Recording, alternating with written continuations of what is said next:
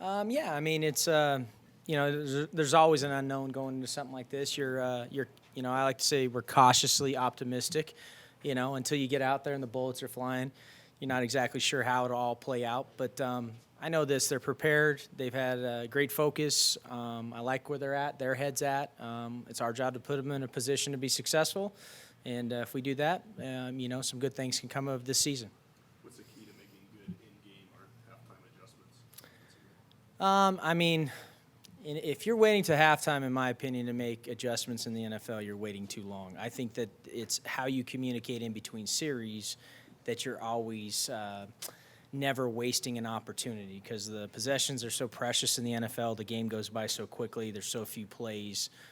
You need to be on top of it, and it's our job to see it. And that's one of the luxuries of being up in the box versus being on the field, and then get that communicated to your assistants, your players, and making sure you're on top of what they're trying to dictate to you so that you can put the pressure on them. What did you see from your whole line that makes you believe you're going to run the ball effectively?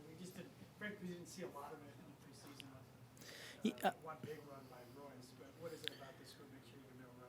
Yeah, I mean, the run system is always, when you're doing things like we're doing it, it's about getting the backs opportunities. If you give up on it, sometimes it can look sluggish, but eventually it'll pop.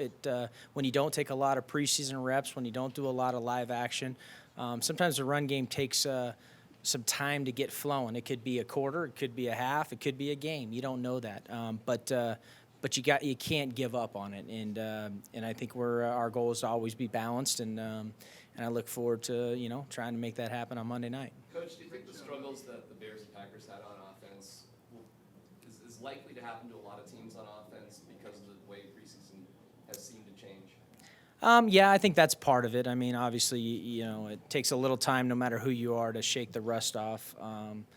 But I also think I think that was two very, very good defenses on the field that we're going to see in the next couple weeks.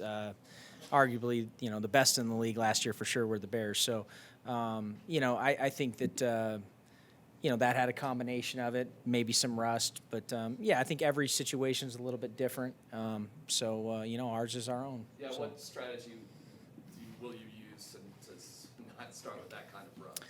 Well, I mean, you just, you hope you can get your quarterback in a rhythm early. And like you said, talked about the run game. You hope that you run some sound runs that result in positive plays. And, to stay on the field, especially against a great defensive scheme like they have on third down, you got to keep yourself out of third and long. If you do, you're going to be in it for a long night against these guys, and it's going to be hard to find a rhythm. At the beginning of the season, does your playbook start smaller and then slowly progress as the season unfolds, or does it start with everything?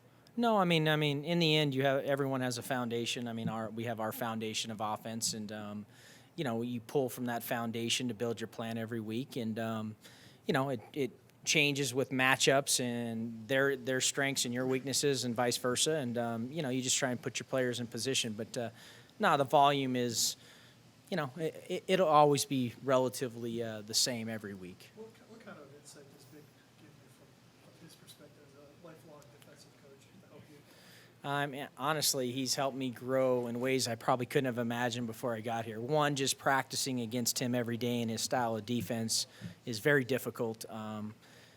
Aside from the talent, the scheme itself is it's a challenge. It's a challenge. So that helps you grow as a play caller and developing your offense. And then, just the situations he likes to practice. He's so on top of game management and the things he asks of you.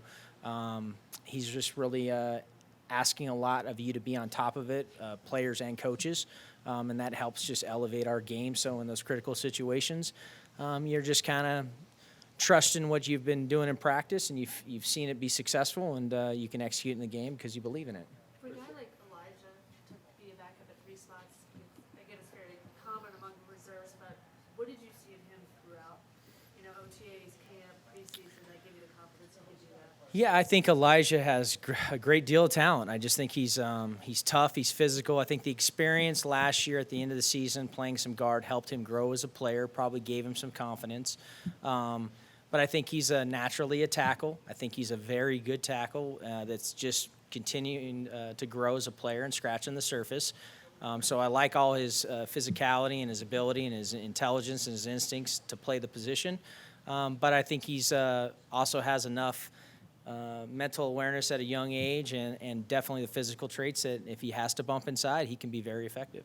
Faced a couple more winner of the division in the What's that? Marcus Yeah. Defense Oh, League. yeah. What makes him effective?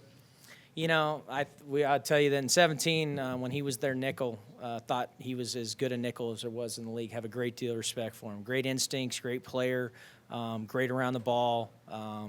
You know, really is one of the premier nickels in this league. So, yeah, we'll see. And not a lot of film on those guys in the preseason, so there's a lot of unknowns. And a lot of guys since Manning